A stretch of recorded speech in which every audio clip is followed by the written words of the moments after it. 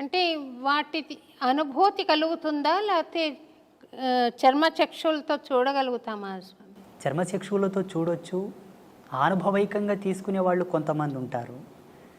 లైవ్లో చర్మచక్షువులతో వాళ్ళని చూస్తూ ఒక షాడో, ఒక నీడలాగా, ఒక వాయు యొక్క కేంద్రకంగా ఒక ఆకారంలాగా మనం చూసి మాట్లాడడం కూడా జరుగుతుంది. చూసిన వాళ్ళు చాలామంది ఉన్నారు. వాళ్ళని దర్శించినప్పుడు మీకు కలిగిన అనుభూతి ఏంటి స్వామి? నాకు చిదానంద స్థితిని, అనంతతత్వాన్ని చూసినప్పుడు వాటిని చూస్తే ఏమనుభూతి కలుగుతుందమ్మా? జాలి వేస్తుంది అంతే.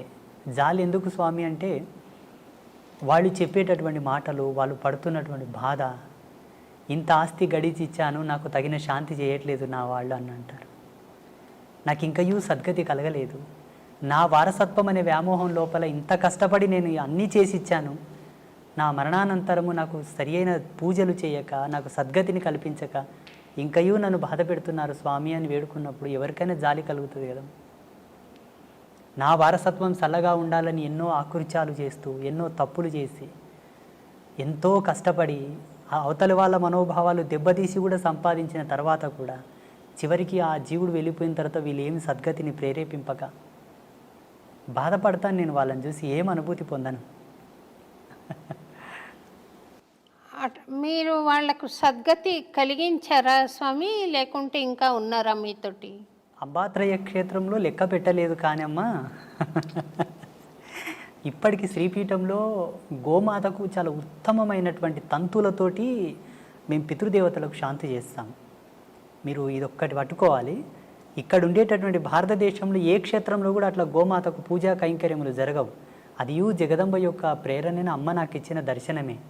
చూడు నాయన, నీ చెంతకు వచ్చి వారికి ఈ విధంగా గోమాతకు కైంకర్యములు జరిపి వారి పితృదేవతల శాంతిని కోరితే ఉత్తరక్షణమే శాంతిస్తారు.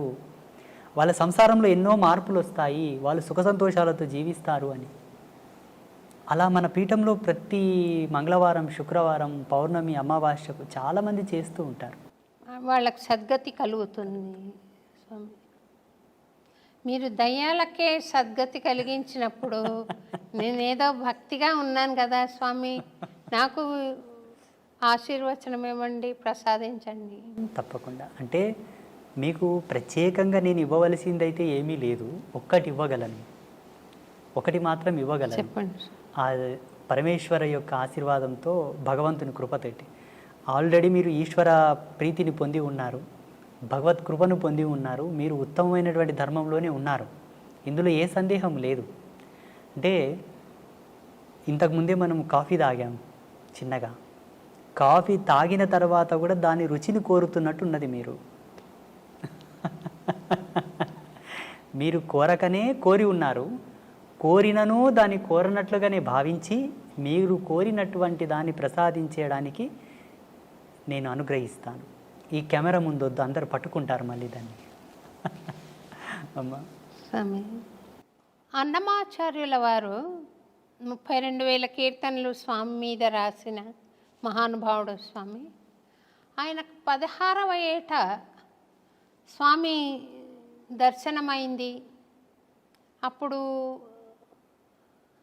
స్వామి ఆయనను, నీ తల్లితో పాటు నీ స్వగ్రామానికి వెళ్ళిపో, తాళ్లపాకకి, నువ్వు పెళ్లి చేసుకో అని ఆదేశం ఇచ్చాడని, రోజుకొక సంకీర్తన తక్కువ కాకుండా నా మీద పాడు నువ్వు అని చెప్పాడని చరిత్ర చెబుతుంది స్వామి. ఆ దర్శనం భౌతికంగా అన్నమాచార్యుల వారు చూసారా, లేక జ్ఞాన జ్యోతి స్వరూపమా? ఎటువంటిది స్వామి? నేను సీరియల్ ఒకటి 6 ఎపిసోడ్లు తీశాను స్వామి. సాక్షాత్తు వెంకటేశ్వర స్వామి వచ్చినట్టుగానే చూపించాలి ఇంకా ప్రేక్షకులకి. కానీ ఎటువంటి స్వరూపం అది? ఇట్లా నడుచుకుని వచ్చి ఇలాగే నిలబడ్డా, లేకుంటే కాంతి నిలబడిందా? ఈయన చూసి ఆనంద పరవశం అయ్యాడు కదా, ఏమిటి ఆ తత్వం అని అనుకుంటున్నాను స్వామి. భగవత్ అంశతో పుట్టిన వాళ్ళు, కారణజన్ములు ప్రత్యక్షంగా మనం ఎలా ఉన్నామో అలాగనే భగవంతుడు దర్శిస్తారు. అది కారణజన్ములకు మాత్రమే సాధ్యం, మిగతా ఎవరికి సాధ్యం కాదు. మిగతా వాళ్ళని మనం చూసుకున్నట్లయితే పరిగణలోకి మీరు అన్నట్టుగానే జ్ఞానరూపకంగా వాళ్ళని చూడవచ్చు, భావరూపకంగా తన్మయత్వం చెంది చూడవచ్చు. ఒక ప్రకాశముగా, ఒక జ్యోతి వలె, ఒక కాంతి వలె కూడా చూసి ఆయననే పరమాత్మ అని వాళ్ళు అభిప్రాయపడవచ్చు. మీరన్నటువంటి అన్నమాచార్యులు ఎవరైతే ఉన్నారో, త్యాగరాజస్వామి, అన్నమాచార్యులు, కాళిదాసు లాంటి వాళ్ళందరూ భగవంతుని చక్షువులతో చూశారు, మాంసనేత్రంలో ముద్దతోనే చూశారు. ఇందులో సందేహం పడడానికి ఏం లేదు, మనకు అనుమానం పడడానికి కూడా ఏమీ లేదు. ఒకవేళ మన అనుభవానికి అది రాకపోవడం వల్ల అనుమానిస్తున్నామేమో. నాకు భావగోచరం ఉంది స్వామి, అంటే మీరు అర్థం చేసుకోగలుగుతారు.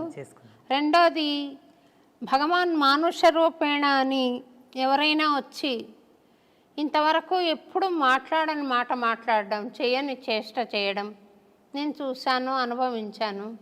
ఇది మనిషి చేస్తున్నది కాదు, భగవంతుడు చేస్తున్నది అన్న సంకల్పం ఉంది. అయితే నేను ఆ మహాభక్తులందరూ చూసినట్టుగా స్వామి ఫ్లెష్ అండ్ బ్లడ్లో వచ్చి నిలబడిన దర్శనం నాకు అవ్వలేదు స్వామి. పాట పాడుకుంటున్నప్పుడు ఒక లౌకిక ఆనందం, ఒక లౌకిక అనుభూతి కలుగుతుంది. ఇంత శరీరం ఉండి కూడా ఈ స్పృహ ఉండదు. అంతవరకు నాకుంది, కానీ నేను స్వామిని భౌతికంగా చూడలేదు స్వామి. పరమాత్మని భౌతికంగా చూడాలన్న కోరిక ప్రపంచంలో అందరికీ ఉంది. జిజ్ఞాసులకు అందరికీ ఉన్నది ఈ కోరిక. నేను యావన్ ప్రజాలోకానికి మీకును ఒక సందేశం ఏమి ఇవ్వదలుచుకున్నానంటే, భగవంతుని ఇలా ప్రత్యక్షంగా మనం చూడాలనుకుంటే మనలాగే అందుకు సరిసమానమైనటువంటి ప్రమాణము మనలో ఉండగలగాలేమో నా అభిమతం ఇది. ఎలా? సంస్కారవంతమైన సంస్కరణతో కూడుకున్నటువంటి జన్మ అయి ఉండవలే, లేదా ఆయన ప్రేరణతో పుట్టినటువంటి కారణ శరీర జన్మనైనా ఉండి ఉండవలే. ఇవి రెండిట్లో ఏ ఒక్కటి ఉన్నా ఆయనతో మనం కుశల ప్రశ్నలు వేయవచ్చు, సంభాషించవచ్చు, మాట్లాడవచ్చు. అందుకు సరిసమానమైనటువంటి ధర్మం మనం ఉండగలగాలి, పాత్రత ఉండగలగాలి. అయితే ఇది చాలామంది ప్రేక్షకులు కానివ్వండి, మీరు కానివ్వండి, ఏమనుకుంటారంటే ఆ సందర్భం ఎప్పుడు, ఎలా వస్తుంది, ఎన్నవ ఏట వస్తుంది, ఎన్ని సంవత్సరాల తర్వాత వస్తుంది, ఏవి చేస్తే వస్తుంది అని అంటుంటారు. నేను నమ్మిన ధర్మం ప్రకారంగా, జగదంబ నాకు ఇచ్చిన జ్ఞానం ప్రకారంగా, ఎన్నో విద్యలతో, మంత్రతంత్రాలతో, యోగమూలాలతో, ఎన్నింటితో వేదాధ్యయన సంధానముతోటి కనుక మనం చేరలేము. ఒకదానితో చేరవచ్చు. మంచి సత్ప్రవర్తన, సత్యశీలత ధర్మము, మంచి భక్తి, నిష్కల్మషమైనటువంటి భక్తి ఉంటే చాలు. అది అన్నమాచార్యుల వారి యొక్క మనసులో ఉన్నది కాబట్టి భగవంతుడు వచ్చి మాట్లాడాడు.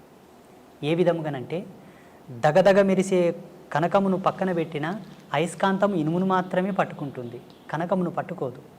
ఎందుకు పట్టుకోదు? బంగారు స్వభావం.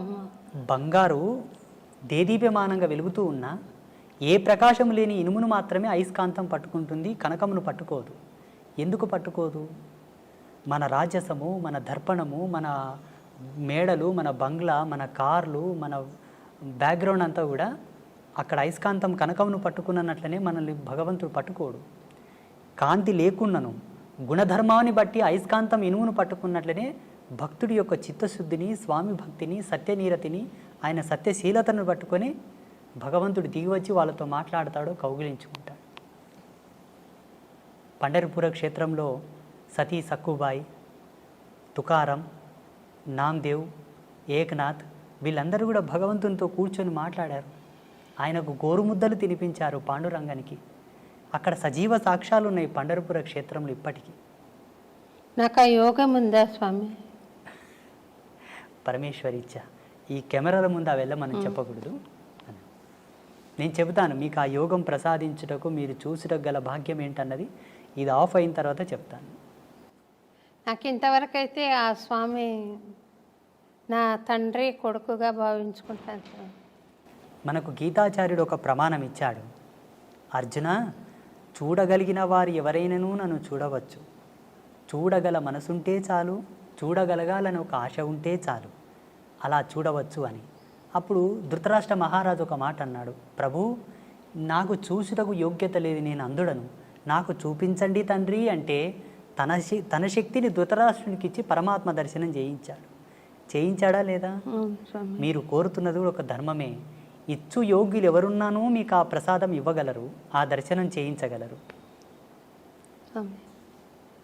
మీ అనుభవంలో అది చూసి ప్రజాలోకానికి మీరు మెసేజ్ ఇవ్వండి. ఫలానా శ్రీ శ్రీ శ్రీ ఆదిత్య పరాశ్రీ స్వామి నా జీవితంలో నేను కోరగా భగవంతుని నాకు దర్శనం గావించాడు అని మీరు సెలవియ్యండి. తప్పకుండా చెప్తాను స్వామి. ఇన్ని కెమెరా సాక్షిగానే ఇన్ని మంచి మంచి విషయాలు తెలుపుతున్నారు కదా స్వామి, తెలియజేస్తున్నారు. నేను చెప్పేది అవసరమా? వాళ్ళు నేను తెలుసుకుంటున్నానని చెప్పకనే తెలుసుకుంటున్నారు. కానీ నాకు దర్శనమైనప్పుడు మటుకు తప్పకుండా తెలియజేస్తాను స్వామి. నేను ఈ కెమెరా ఆఫ్ అవ్వగానే అందుకు సంబంధించిన మూలాలు నేను వివరిస్తాను మీకు.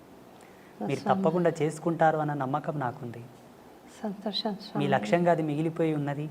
స్వామివారు మమ్మల్ని ఇక్కడ పిలిపించారని నేను భావిస్తున్నాను. సంతోషం స్వామి.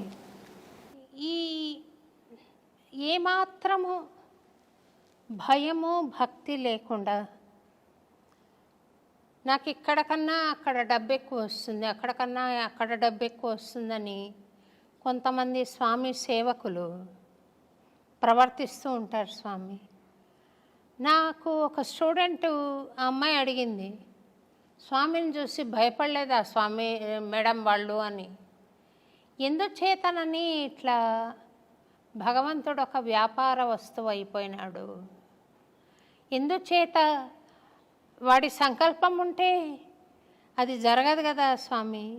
ఇట్లా ఎందుకు? అలాంటి వాళ్ళ పూజలు ఎందుకు? అలాంటి వాళ్ళ అర్చనలు ఎందుకు ఆయనకు? ఆయన అనుకుంటే మంచి వాళ్ళని ఏర్పాటు చేసుకోలేరా? తిరుపతిలో ఏవేవో జరుగుతున్నాయని ఒక వినికిడి, ఎందుకు అలా జరిపించుకుంటున్నాడు?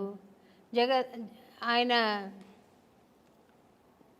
జగజ్జనకుడు, యావత్ ప్రపంచానికి చక్రవర్తి, విశ్వానికి చక్రవర్తి. ఆయన అనుకుంటే చేయలేనిదేముంది స్వామి? ఎందుకు ఈ జగన్నాటకము ఆడుతున్నాడు? దీనికి ఏమైనా పరమార్థం ఉందా? ఈ సృష్టికి ఒక కారణం ఉందా?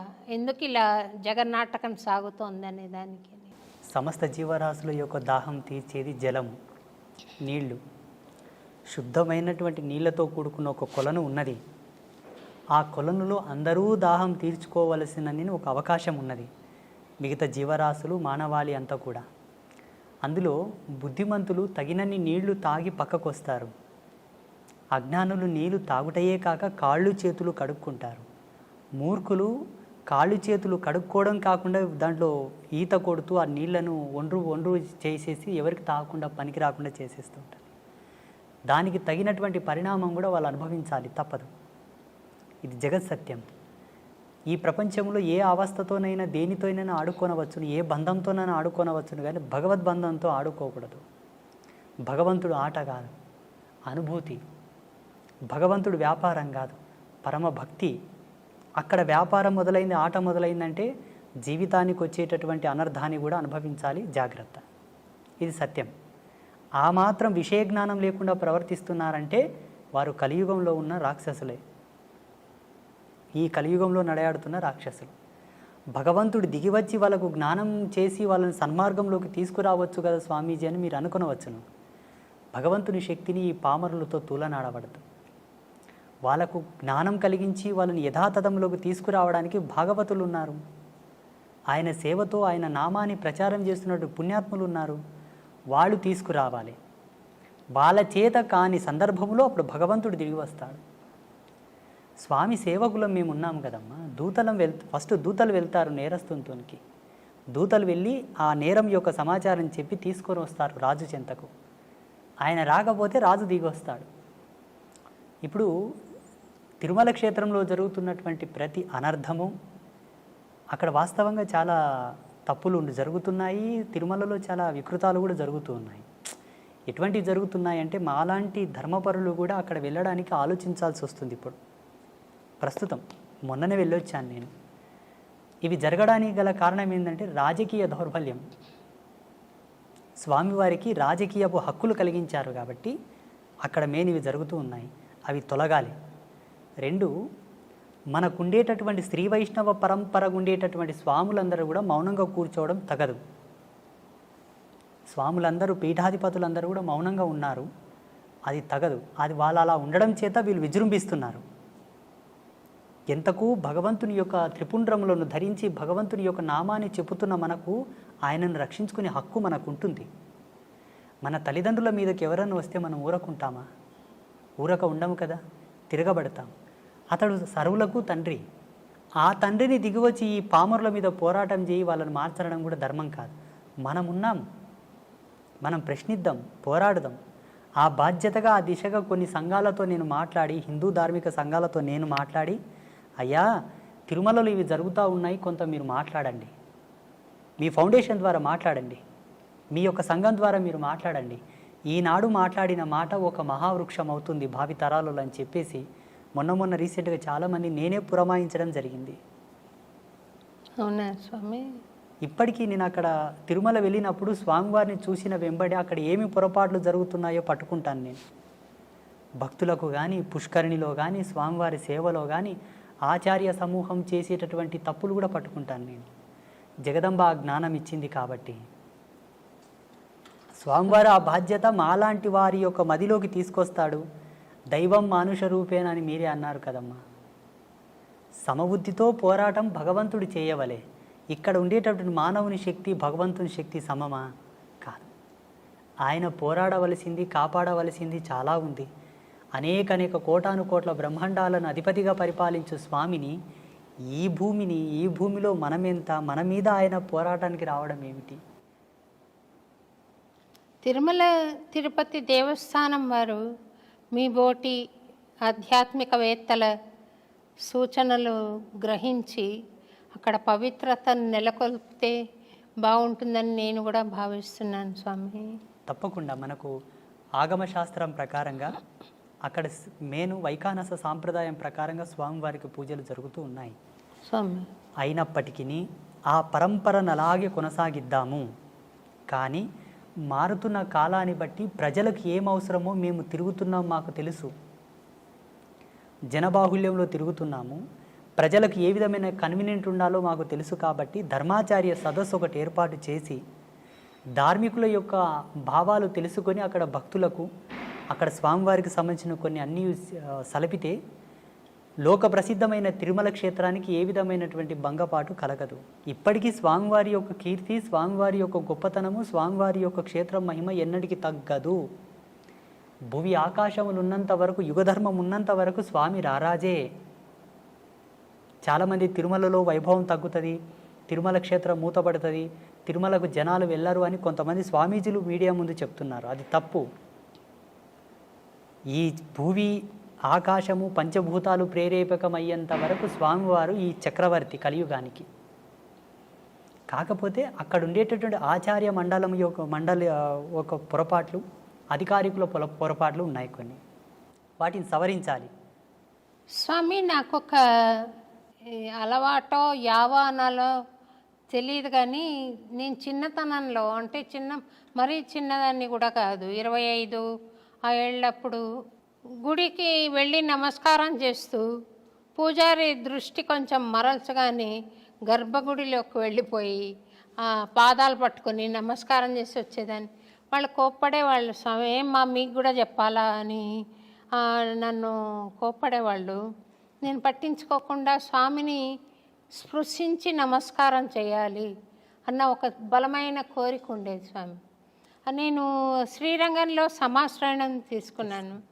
అదైన తర్వాత తిరువళ్ళరై అని ఒక ప్లేస్ ఉంది కదా స్వామి, ఇప్పుడు ఏదో మళ్ళీ జనసమ్మర్దం అంతా ఉందంట, కానీ నేను మా ఆయన సమాశ్రయణం చేసుకొని మా గురువు గారు అక్కడికి వెళ్ళి ఒకసారి దర్శనం చేసుకొని రండి అంటే వెళ్ళాం.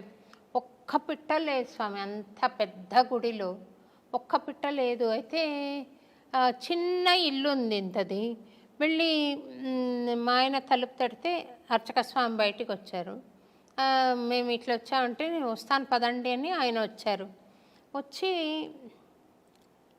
నేను మా ఆయనకు చెప్పాను, ఈ స్వామిని ముఖమంటపంలోకి తీసుకెళ్ళి మాట్లాడతావా అని. ఆయన తీసుకొని వెళ్ళి ముఖమంటపంలో మాట్లాడుతున్నారు. నేను చేసినది నేరమో మరి మంచిదో తెలియదు కానీ గర్భగుడిలోకి వెళ్ళిపోయి ఆయన పుండరీకాక్ష స్వామి చక్రం ప్రయోగిస్తున్న పోజ్లో ఉన్నారు. ఆయన కాళ్ళు పట్టుకుని చాలాసేపు ప్రార్థన చేసుకుని ఒక 5 నిమిషాల పాటు అంతరాలయంలోకి వచ్చి కూర్చుని పొడగంటి మయ్యామిమ్ము పురుషోత్తమ అని పాడాను. ఆ పాట పాడంగానే ఆ ముఖమంటపం చాలా దూరం, చాలా పెద్ద టెంపుల్ కదా స్వామి. ఆయన ఇలాగొచ్చి అరవన్లో చెప్తున్నాడు, స్వామి రొమ్మ నల్లా పాడినారా అని, చాలా బాగుంది, నాకు సంతోషమైంది, ఇంకోటి పాడతావా అని అడిగాడు. ఆ మాట్లాడుతున్నప్పుడు ఇది అర్చక స్వామి కాదు మాట్లాడేది, ఆ పుండరీక స్వామి మాట్లాడుతున్నాడు నాతో అనే భావన నాకు కలిగింది.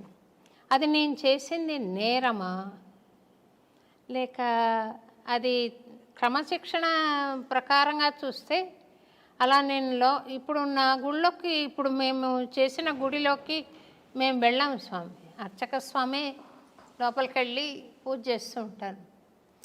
ఆ కళలు అప్పజెప్పక ముందు కుర్చీ వేసుకొని లోపల కూర్చున్నాను నేను. కానీ కళలు అప్పజెప్పిన తర్వాత లోపలికి వెళ్ళే అవకాశం లేదు. కానీ చిన్నతనంలో అప్పుడు ఏ గుడికి వెళితే అక్కడికి వెళ్ళిపోయి ఇట్లా పట్టుకునే ఒక ఇది ఉండేది. అది ఏమన్నా దోషమా స్వామి? అది నన్ను ఏమన్నా వెంటాడే అవకాశం ఉందా? మీకు భగవంతుని యందు ఉండే అనురక్తి, భగవంతునితో మీకు ఉండేటటువంటి బంధం, ఆ ప్రేరణ అందరు కలగదు. కలిగినా కొందరికి భయం ఉండి, కలిగినా కొందరికి కొంత భేదం ఉండి కూడా పోలేకపోతారు. చాలామందికి ఈ ఇష్టం ఉంటుంది. ఏవీ లేకుండా మీరు వెళ్ళి పట్టుకున్నారు చూసారా, అది మీకే తగింది, మీ యొక్క గొప్పతనం. అది దోషంగా పరిగణించవలదు, దాన్ని దోషంగా చూడవలదు. అది పుణ్యం, సుకృతం, మీ అదృష్టం.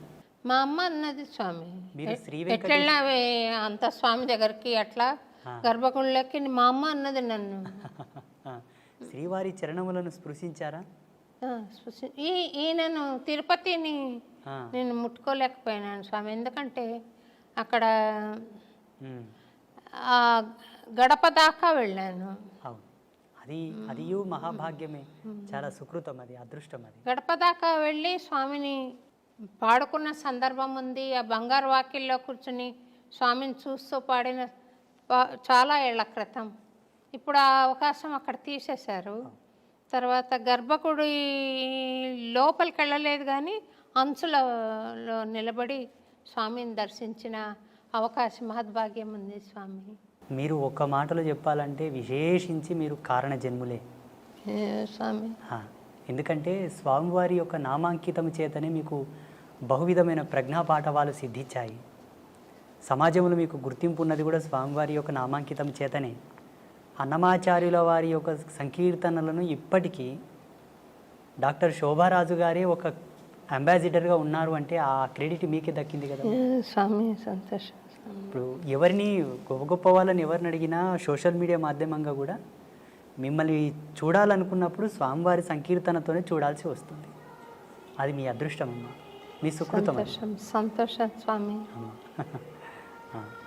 ఈ అన్నమాచార్య భావనావాహిని పక్షాన మేము తరగతులు నిర్వహించడం, కార్యక్రమాలు ఇవ్వడం, ఉపశమన సంకీర్తనం అని ఎవరన్నా బాధలో ఉంటే మా ఖర్చులతోటే వెళ్ళి పాడడం అక్కడ. తర్వాత సంకీర్తన ఔషధం అని ఇలాంటి కార్యక్రమాలు చేస్తూ వస్తున్నాను స్వామి. ఇంకేదైనా స్వామి నాకు చెప్పాలనుకున్నది, ఇది చెయ్యి అని చెప్పాలనుకున్నది ఏదైనా ఉందా స్వామి? ఒక చిన్నది మీకు బాధ్యతగా మిగిలిపోయి ఉన్నది, ఒక్క కార్యం మిగిలిపోయి ఉన్నది, అది మీకు సెలవిస్తాను నేను. స్వామివారి ప్రేరేపకముగా అన్నమాచార్యుల వారి యొక్క ఆదేశానుసారంగానే నేను మీకు ప్రబోధం చేస్తాను. అది మీరు చేయగలరు, ఇక్కడే చేయొచ్చు, ఇక్కడ చేస్తారు. అది త్వరలోనే జరిపించేద్దాము. నేను ఉంటాను, మీరు వస్తారా స్వామి? సంతోషం స్వామి. నేను సర్వదా మీకు విధేయుడనే. మీ భావానికి, మీ యొక్క గుణగణములకు నేను దగ్గరగానే ఉన్నాను.